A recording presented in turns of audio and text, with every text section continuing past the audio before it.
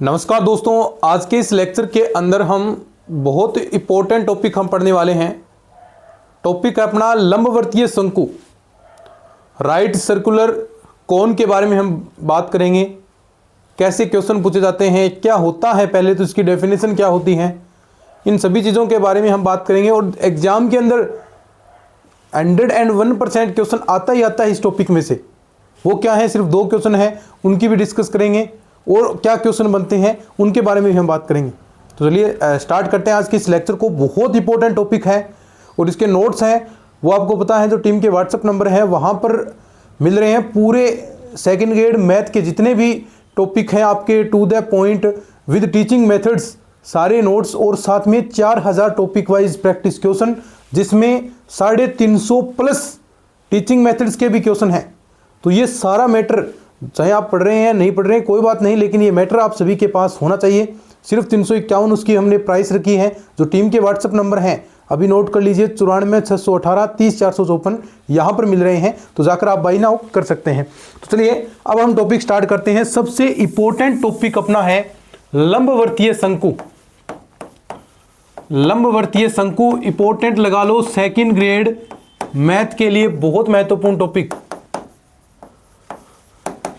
लंबवर्तीय शंकु, जिसे आप राइट सर्कुलर कौन, देखो डेफिनेशन क्या होती है सबसे पहले लंबवर्तीय शंकु की। देखिए लंबवर्तीय शंकु की परिभाषा होती है कि एक स्थिर बिंदु तथा एक स्थिर रेखा से अचर कोण बनाने वाले जो रेखा होगी उसके द्वारा जनित पृष्ठ ही क्या कहलाता है, लंबवर्तीय शंकु। ये इतनी सी डेफिनेशन है। देखिए कैसे कि ये आपका क्या हो गया, सबसे पहले स्थिर बिंदु और ये स्थिर रेखा हमने खींच दी, ठीक है। इससे अचर कोण आप मान सकते हैं, इसको थोड़ा छोटा बना लीजिए चाहे, अचर कोण अल्फा, ठीक है। तो जो ये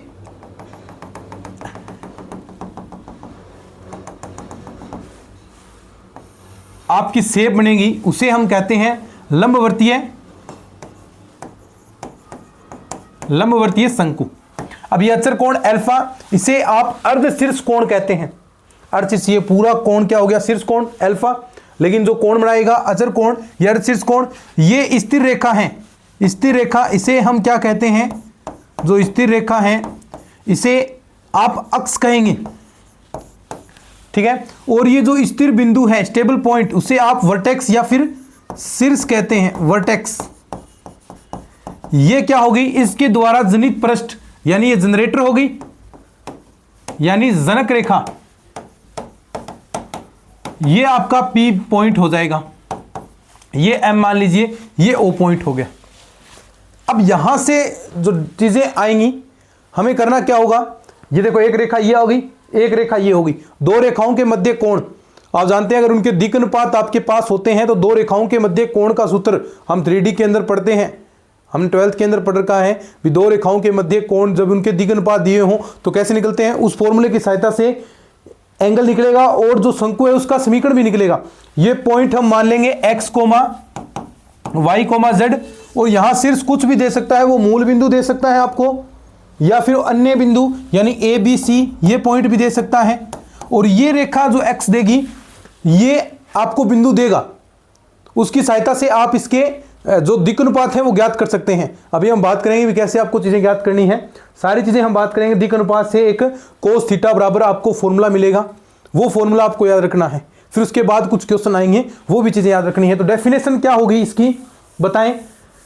देखो कि एक स्थिर बिंदु से, क्या स्थिर बिंदु से तथा स्थिर रेखा से अचर कोण बनाने वाली जो रेखा है उसके द्वारा जनित पृष्ठ ही क्या कहलाता है, लंबवर्तीय शंकु। सिंपल सी बात है और इंपॉर्टेंट टॉपिक है, भी मोस्ट इंपॉर्टेंट टॉपिक है सेकंड ग्रेड के लिए। 101% एक क्वेश्चन आ ही आएगा एग्जाम के अंदर, इसलिए मैं इस पर इतना जोर दे रहा हूं। बाकी मैं टॉपिक पर जो इंपॉर्टेंट नहीं होते वो आपको बताकर चला जाता हूं, लेकिन ये टॉपिक आएगा, क्वेश्चन तो आएगा, ठीक है। तो डेफिनेशन क्या होगी कि स्थिर बिंदु से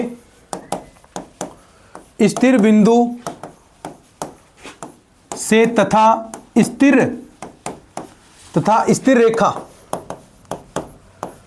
रेखा से अचर कोण, देखो स्थिर बिंदु से तथा स्थिर रेखा से अचर कोण बनाने वाली रेखा, अचर कोण कौन सी बना रही है, यही तो रेखा बना रही है, इसे ही आपने जनक रेखा कहा। अचर कोण बनाने वाली रेखा द्वारा जनित पृष्ठ, रेखा द्वारा जनित पृष्ठ क्या कहलाता है, लंबवर्तीय शंकु, लंबवर्तीय शंकु कहलाता है। अब जो ये स्थिर बिंदु है, ये स्थिर बिंदु और ये जो स्थिर रेखा, देखो स्थिर बिंदु क्या कहलाता है आपका, स्थिर बिंदु वर्टेक्स यानी शीर्ष कहलाएगा, बिंदु क्या कहलाएगा, शीर्ष, जिसे आप क्या कहते हैं, वर्टेक्स कहेंगे। और जो स्थिर रेखा है, स्थिर रेखा ये क्या कहलाएगी, जनक, सॉरी जो स्थिर रेखा है वो अक्ष,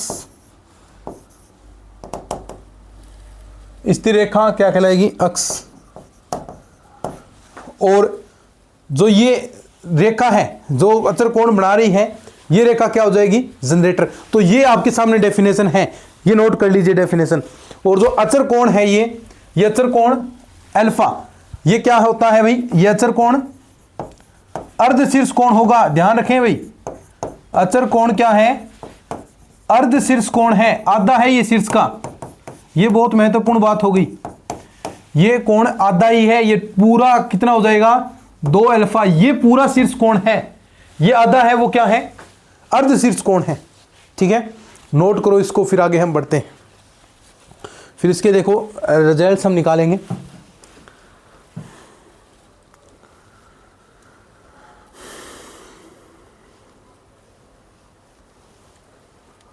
नोट कर लीजिए, फिर आगे बढ़ते हैं।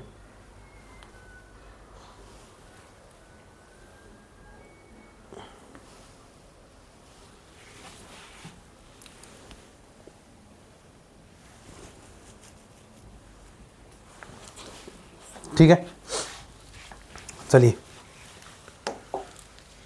अब देखो जो हमने डेफिनेशन बनाया था, जो डायग्राम, उसको मैं थोड़ा सा रिक्रिएट करता हूं दोबारा।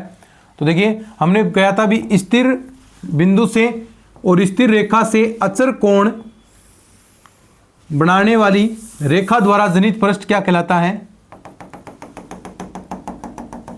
लंबवर्तीय शंकु। ठीक है, ये थोड़ा सा यहां लिख लेते हैं। ठीक है, ये अचर कोण अल्फा, ये बिंदु, ये ओ पॉइंट मान लो, इसके जो शीर्ष के निर्देशांक ए बी सी, यहां पी पॉइंट, ये x comma y comma z होंगे, ये अम बिंदु है, ये जो अक्ष है इसके जो निर्देशांक है वो आपको देता है, या फिर वो बताएगा कुछ, चाहे जेड एक्स दे दे तो जेड एक्स हो गया, तो 0 0 1 हो गया, क्योंकि जेड एक्स अगर आपको एक्स देता है, भी एक्स जेड एक्स है, तो 0,0,1 उसके निर्देशांक होते हैं। ठीक है, तो उससे आप दिक् अनुपात निकाल सकते हैं। ऐसे ही अब देखो दिक् अनुपात निकालने का फॉर्मूला भी आपको पता है, भी अगर आपको एक रेखा दे रखी है, किसी बिंदु से गुजर रही है, कहीं काट रही है, तो 2 बिंदुओं, कोई रेखा है 2 बिंदु है, उसके दिक् अनुपात कैसे, x2 - x1, y2 - y1, z2 - z1, ये दिक् अनुपात होते हैं। हो सकता है वो x के दिक् अनुपात आपको दे दे, अक्ष का समीकरण आपको दे दे, तो समीकरण देता है तो नीचे वाला जो आपके पास x - α/l, ये क्या होते हैं, दिक् अनुपात होते हैं। ठीक है, तो ये चीजें आपको देगा। फिर उसके बाद आपको 2 रेखाओं के आपके पास दिक् अनुपात हैं, 2 रेखाओं के दिक् अनुपात हैं, तो आप क्या उससे उन दोनों रेखाओं के मध्य कोण निकाल सकते हैं। कोण क्या होगा, अल्फा, तो कोस अल्फा बराबर फॉर्मूला होगा, जो भी दिक् अनुपात दे रखे हैं, मान लीजिए पहली रेखा के दिक् अनुपात a1 a2, आपने a1 b1 c1 मान लिए, दूसरी के a2 b2 c2 मान लिए, तो दोनों दिक् अनुपात आ गए, तो क्या होता है a1 a2 plus b1 b2 plus c1 c2 upon में √ पहली दिक्, जो पहली रेखा है उसके दिक् अनुपातों का वर्गों का योग, और इनटू में दूसरी रेखा के दिक् अनुपातों का वर्गों का योग, तो वो क्या होता है, उन दोनों रेखाओं के मध्य कोण होता है। तो ऐसे ही हमें चीजें करनी है। देखो सिंपल सी चीजें हैं, कुछ नहीं। तो देखो जो ये ओपी रेखा है, ओपी रेखा के दिक् अनुपात क्या हो जाएंगे, ओपी रेखा के दिक अनुपात बताओ क्या हो जाएंगे, x माइनस का अल्फा, y माइनस का बी सॉरी a और z माइनस का c। ये हो गए ओपी रेखा के दिक अनुपात। ऐसे ही आप ओम रेखा के दिक अनुपात निकाल सकते हैं। तो मैं मान लेता हूं कि आपके पास जो ओपी रेखा है उसके दिक अनुपात, ओपी रेखा के दिक अनुपात क्या है, A1, B1, C1। ऐसे ही OM रेखा के दिक अनुपात हम मानेंगे क्या, A2, B2, C2। तो बताओ दोनों दो रेखाओं के मध्य कोण,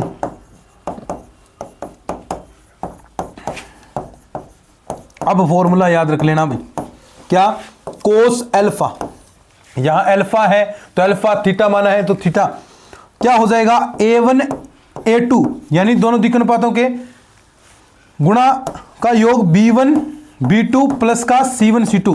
कुछ नहीं, पहले ऊपर क्या करना है, इनको गुणा करके जोड़ दो, जो एक वाले हैं x वाले गुणा y वाले गुणा z वाले, तीनों के मध्य प्लस का निश्चिन्ह, और अपोन में अंडरूट पहले जो रेखा है उसके दिक अनुपातों के वर्गों का योग, तो A1 स्क्वायर प्लस का B1 स्क्वायर प्लस का C1 स्क्वायर।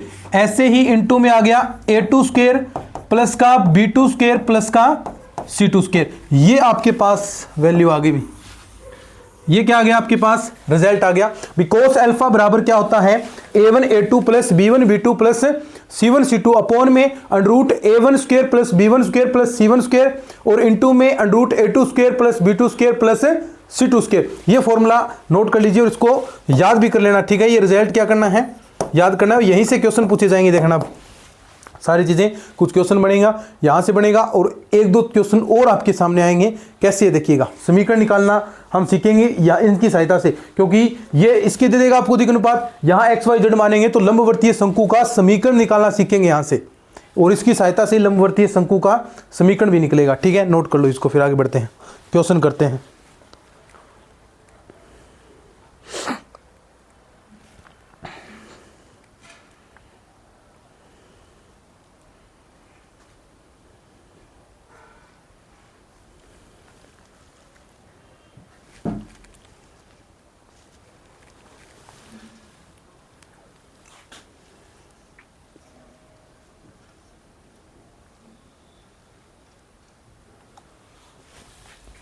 ठीक है, अब देखो क्वेश्चन करते हैं अपने।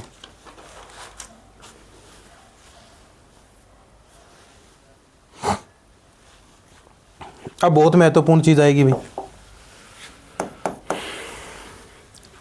देखो लंबवर्तीय शंकु का समीकरण, लंबवर्तीय शंकु का समीकरण, लंबवर्तीय शंकु का समीकरण जिसका शीर्ष 0,0, जिसका शीर्ष जिसका शीर्ष 0,0 अक्ष दे दी है आपको, अक्ष ZX, और तथा अर्ध शीर्ष कोण बराबर, तथा अर्ध शीर्ष कोण बराबर अल्फा हो। तो अब देखो चीजें आपको दे दी बहुत सारी। अभी कुछ चीजें आपको रिजल्ट्स यहां भी आपको याद रखने हैं। देखो इसने दिए क्या हैं, थोड़ा सा मैं आपको समझा दूं। ये डायग्राम थोड़ा रफली डायग्राम बना रहे हैं भाई। ये एक्स हो गई, ये यहां से ये इस प्रकार, ये कोण अल्फा दिया क्या, अल्फा मान लिया यहां पर। और कहा है लंबवर्तीय शंकु का समीकरण ज्ञात करना है जिसका शीर्ष, ये शीर्ष दे दिया मूल बिंदु 0,0, ये P पॉइंट, और यहां कहा है x है इसका ZX। अब देखो ZX होगा तो इसके निर्देशांक क्या होंगे, 0,0,1, यानी इस बिंदु के जो निर्देशांक है वो क्या हो गए 0,0,1 आपके पास हो गए। ये अम पॉइंट मान लीजिए, यहां OP, ये P आपको मानना है x, y, z, क्योंकि ये समीकरण देगा, ये जनक रेखा होगी तो समीकरण होंगे, तो यहां पर ये बिंदु नहीं देगा आपको, ये आपको मानने होते हैं x, y, z, ये बिंदु माने जाएंगे। फिर उसके बाद आपका रिजल्ट निकलेगा। तो ठीक है, तो क्या आपके पास फॉर्मूला क्या है, तो सबसे पहले इसके दिक अनुपात ज्ञात करें दोनों रेखाओं के। तो ओपी रेखा के दिक अनुपात क्या हो गए, same x comma y comma z, क्यों देखो x minus zero y minus zero z minus zero करेंगे तो वही चीज आएगी। ऐसे ही ओम रेखा के दिक् अनुपात, ओम रेखा के दिक् अनुपात क्या आ जाएंगे, देखो यही सेम यहां आ जाएंगे क्योंकि 0,0 यही करेंगे तो जो सेम यही पॉइंट है यही आ जाएगा। अब जो फॉर्मूला है आपके पास वो होता है कोस अल्फा बराबर क्या, इसकी गुणा इसके साथ, इसकी गुणा इसके साथ, इसकी गुणा इसके साथ, अपोन में पहली रेखा के दिक् अनुपातों का वर्गों का योग और उसका वर्गमूल, और इनटू में दूसरी रेखा के दिक् अनुपातों का वर्गों का योग। ठीक है, अब देखो कोस अल्फा बराबर, तो पहले इसकी गुणा x comma sorry x into zero plus y into zero plus z into 1। बहुत महत्वपूर्ण फॉर्मूला आ रहा है भाई। पहली रेखा के दिक् अनुपात एक्स वाई जेड है तो एक्स स्क्वायर, देखो ये रहे x y z, x square y square plus का जेड स्क्वायर, और दूसरी रेखा के दिक् अनुपात क्या है 0,0,1, तो ये हो गया 0 स्क्वायर प्लस 0 स्क्वायर प्लस का 1 स्क्वायर। तो आपके पास रिजल्ट क्या बन गया, थोड़ा सा इसको छोटा कर दें ताकि आपके पास अच्छे से चीजें बन जाए। थोड़ा सा हम कर रहे हैं ताकि पूरा रिजल्ट आ जाएगा यहां पर भाई। ठीक है, अब देखो तो क्या आपके पास वैल्यू आई, तो देखो कोस अल्फा बराबर, देखो इधर देखो कोस अल्फा बराबर ये 0 ऊपर बचा z, और यहां ये 1 आ गया, नीचे बचा है एक्स स्क्वायर प्लस का वाई स्क्वायर प्लस का जेड स्क्वायर। मैं दोनों पक्षों का वर्ग कर दूं तो वर्ग करूंगा और साथ में इधर गुणा करवा दूं, तो देखो आपके पास रिजल्ट आ जाएगा एक्स स्क्वायर प्लस का वाई स्क्वायर प्लस का जेड स्क्वायर, देखो रूट हट गया, साथ में आ गया कोस स्क्वायर अल्फा, और साथ में आ गया इधर बराबर में जेड स्क्वायर। देखो अब ध्यान से देखना, ये जेड स्क्वायर है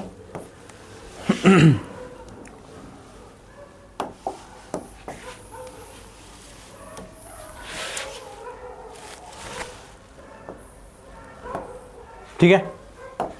अब देखो तो यहां पर ये कोस स्क्वायर इधर जाएगा तो क्या हो जाएगा जेड स्क्वायर सेक स्क्वायर, और ये देखो यहां पर रिजल्ट आ गया एक्स स्क्वायर प्लस का वाई स्क्वायर प्लस का z square is equal to z square sec square alpha. अब यहां से ये जेड स्क्वायर इधर जाएगा, एक्स स्क्वायर प्लस का वाई स्क्वायर, ये हो गया देखो z square sec square alpha minus का जेड स्क्वायर। अब देखो जेड स्क्वायर यहां से कॉमन, तो सेक स्क्वायर अल्फा माइनस 1 क्या होता है टेन स्क्वायर अल्फा। ठीक है, तो यहां पर रिजल्ट आ गया आपका एक्स स्क्वायर प्लस का y square is equal to z square tan square alpha. अब ये रिजल्ट आपको याद रखना है, रिजल्ट क्या आया है ये वाला मैं यहां लिख देता हूं, रिजल्ट आया है एक्स स्क्वायर प्लस का y square is equal to z square tan square alpha. ये फाइनल रिजल्ट आया है। अब ध्यान से देखो, इससे सारे रिजल्ट बढ़ेंगे। इसने कहा है जेड एक्स कहा है तो x square plus y square बराबर जो एक्स दी जेड स्क्वायर वहां 10 आएगा, जो एक्स दी है वहां 10 आएगा। अगर ये बोल देता एक्स एक्सिस तो एक्स एक्सिस बोलता तो ये समीकरण बनता वाई स्क्वायर प्लस का z square is equal to x square tan square alpha. ये बोल देता वाई एक्स तो क्या बनता, वाई को छोड़ दो, कौन सी x square plus z square is equal to किसके equal y square tan square alpha. तो ये तीनों अक्ष आपको दे, मूल बिंदु दे, शीर्ष मूल बिंदु दे, और उस लंबवर्तीय शंकु का समीकरण आपसे पूछे जिसमें अक्ष आपको अलग अलग दे सकता है, एक्स एक्सिस दे दी, वाई एक्सिस दे दी, जेड एक्सिस दे दी, ये अलग अलग एक्सिस देगा। तो देखो ये पहला चीज हो गया। अब देखिए ध्यान से नोट लगाकर हम लिखते हैं, नोट नोट ये चीज आप नोट लगाकर लिखें। अब ये चीजें याद रखनी है, लंबवर्तीय शंकु का समीकरण, अलग अलग चीजें मिलेंगी कि लंबवर्तीय शंकु का, ये आपके पास नोट्स हैं ऑलरेडी, उनके अंदर लिखे हुए भी हैं, आपने अगर ले रखे हैं तो। लंबवर्तीय शंकु का समीकरण, शंकु का समीकरण जिसका शीर्ष क्या है, शीर्ष है मूल बिंदु 0,0 तथा अब एक्सिस देगा अलग अलग, अर्धशीर्ष कोण क्या है अल्फा, कोण बराबर अल्फा तथा एक्स। अब देखो अलग अलग एक्स देगा तथा एक्स, सबसे पहले दे दिया नंबर 1 ZX, ये आपको याद रखना है, मेन तो यही है, क्योंकि एक याद रखकर बाकी तो चीज़ें आप बना सकते हैं, मेन जो हम याद रखते हैं वो यही याद रखते हैं। तो ZX दें तो क्या होगा, एक्स स्क्वेयर प्लस का y square is equal to z square tan square alpha, ये याद रखते जाना है। दो अगर दे वो वाई एक्स, तो जो एक्स देगा वही कुल के अंदर आएगी, तो यहां वाई देगा तो वाई नहीं आएगी, अब एक्स स्क्वेयर प्लस का z square is equal to y square tan square alpha. ऐसे ही ये 3 नंबर पर दे दे कौन सी, एक्स एक्सिस, तो ये एक्स एक्सिस देगा तो क्या आ जाएगा, एक्स एक्सिस देगा तो देखो एक्स को छोड़ दो और वाई स्क्वेयर प्लस का z square is equal to x square tan square alpha. ये बहुत महत्वपूर्ण चीजें हैं भाई, आपके लिए इंपॉर्टेंट हैं। यहां से बहुत सारे आगे आगे जो टॉपिक आएंगे वो इसी का आधार होंगे और यहीं से जनरेट होंगे। तो आज हमने जो टॉपिक पढ़ा है वो लंबवर्तीय शंकु पढ़ा है। लंबवर्तीय शंकु की डेफिनेशन क्या होती है कि एक स्थिर बिंदु से तथा स्थिर रेखा से अचर कोण बनाने वाली रेखा द्वारा जनित जो पृष्ठ है उसे आप लंबवर्तीय शंकु कहते हैं। उसके बाद हम लंबवर्तीय शंकु के समीकरण के बारे में हम बात करते हैं। तो लंबवर्तीय शंकु का समीकरण क्या हो जाएगा, जो दोनों एक स्थिर रेखा जिसे आपने एक्स कहा और जो रेखा जनक रेखा होगी जिसके द्वारा जनित होगा, तो उन दोनों रेखाओं के दिक् अनुपात आपको निकालने हैं। ठीक है, वो आपको देगा क्वेश्चन के अंदर कंडीशन। दिक् अनुपात निकालने के बाद सीधा फॉर्मूला, दो रेखाओं के दिक् अनुपात हैं तो उनके मध्य कोण इसने ऑलरेडी बोल रखा है भी अचर कोण होगा, तो जो कोण बोल रखा है तो वो अचर कोण अल्फा, वो अर्ध शीर्ष कोण है। संपूर्ण शीर्ष कोण तो 2 अल्फा होगा जो पूरा शंकु जनरेट करता है, तो अर्ध शीर्ष कोण अल्फा हो गया।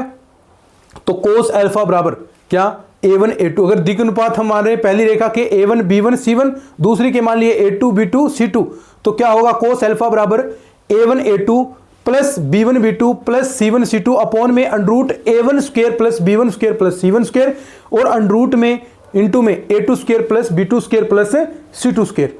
ठीक है, ये चीजें आपको क्या बताएंगी, लंबवर्तीय शंकु का समीकरण। अब हमने बात की भी लंबवर्तीय शंकु में, उसमें तो आपको शीर्ष दे रखा था, लेकिन अगर शीर्ष आपको दे दे क्या, मूल बिंदु 0,0,0, मूल बिंदु दे दे अर्धशीर्ष कोण अल्फा, और उस स्थिति में अक्ष आपको ZX दे दे, ZX देगा तो 0,0,1 उस रेखा के निर्देशांक हो गए, क्योंकि ZX है तो ZX पर तो ना तो x एक्सिस होगी ना y का वैल्यू होगा, दोनों 0, सिर्फ ZX का होगा उसमें 1 उसकी वैल्यू, तो 0,0,1। तो उस स्थिति में जो लंबवर्तीय शंकु का समीकरण है वो क्या बनेगा, ये x square plus y square बराबर z square tan square alpha.